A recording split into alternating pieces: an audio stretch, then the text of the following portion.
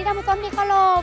การเลี้ยงสัตว์แบบถูกวิธีโดยการให้อาหารและน้ำที่สะอาดการเฮ็ดคอกให้สัตว์แบบถูกหลักอนามัยและซักยากันพยาธิให้กับสัตว์ในทุกๆปีก็จะเฮ็ดสัตว์เลี้ยงของทานนั้นแข็งแรงแต่ถ้าหากว่าสัตว์เลี้ยงของทานการเหงาแล้วทานเช็ดแนวใดแม่นอยากให้พวกท่านแยกสัตว์ปีกที่เหงาที่ป่วยหันออกจากสัตว์ที่แข็งแรงหันทันทีแล้วก็ติดตามดูแลรักษาสุขภาพสัตว์ปีกที่เหงาที่ป่วยหันและเคียงคู่กันนั้นหันก็บ่อยากให้เด็กน้อยเนาะหรือว่าผู้เฒ่าไปสัมผัสหรือว่าไปพัวพันไปใกล้กับสัตว์ปีกที่เหงาหันซึ่งว่าเฮาได้ทำการดูแลรักษามันอยู่หั่นนะบ่อยากให้เสียดายเนาะอยากให้แยกทันทีทันใดจากสัตว์ที่แข็งแรงเพราะว่าคันเฮายังคิดว่าโอ้เหงาซ้ำนี้เล็กๆน้อยๆป้ามันก่อนบ่อยากให้เฮ็ดเนาะเพราะว่าเฮาบ่ฮู้ว่าเสื้อพยาธิหันเป็นพยาธิหยังแล้วมันร้ายแรงคันใดฉะนั้นล่ะวิธีที่ดีที่สุดเพื่อบ่อยากสูญเสียสัตว์ที่แข็งแรงหั่นนะบ่อยากให้มันติดต่อเพราะว่ามันแพร่ขยายไว้อีหลีพยาธินี่เป็นธรรมดาสัตว์ปีกจะตายย้อนพยาธิระบาดในทุกๆปีถึงอย่างใดก็ตามพยาธิไข้หวัดสัตว์ปีกจะเฮ็ดให้สัตว์ปีกตายหลายกว่าพยาธิอื่นและสามารถแพร่เชื้อใส่คนได้ดังนั้นเพื่อป้องกันสัตว์ปีกก็คือคนในครอบครัวของทานถ้าทานพบเห็นสัตว์ปีกเหงาทานต้องระมัดระวังและควรปฏิบัติดังนี้ถ้าสัตว์ปีกอยู่ในคอกเหงาควรแยกออกจากฝูงสัตว์ปีกตัวอื่นที่แข็งแรงทันที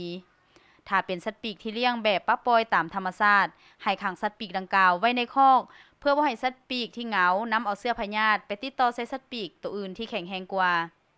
ห้ามบุคคลใดเข้าใกล้ฝูงสัตว์ปีกโดยเฉพาะแม่นระมัดระวังบ่ให้เด็กน้อยเข้าไปอยู่ใกล้ชิดสัตว์ปีกที่เหงา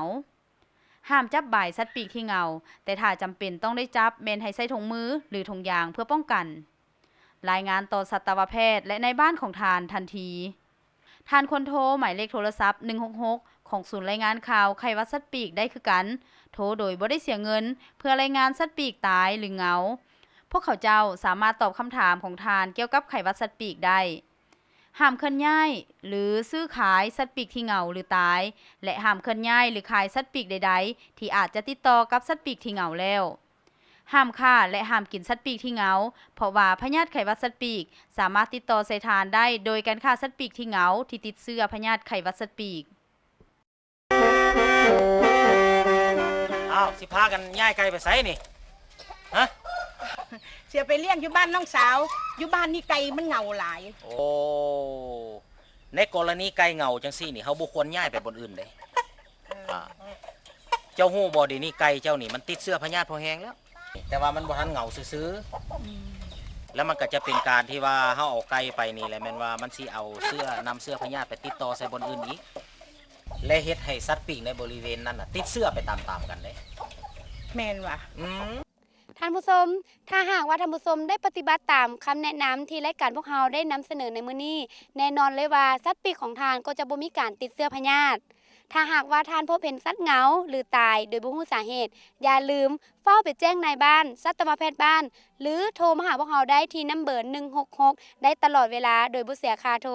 และในตอนต่อไปพวกเราจะมาพบกันใหม่ในตอนที่มีชื่อว่าพวกเขาเจ็ดแนวใดเกี่ยวกับสัตว์ปีกที่ตายตอนนี้ตาต้าและทีมงานฮู้ทันไข้หวัดสัตว์ปีกขอลาไปก่อนสบายดี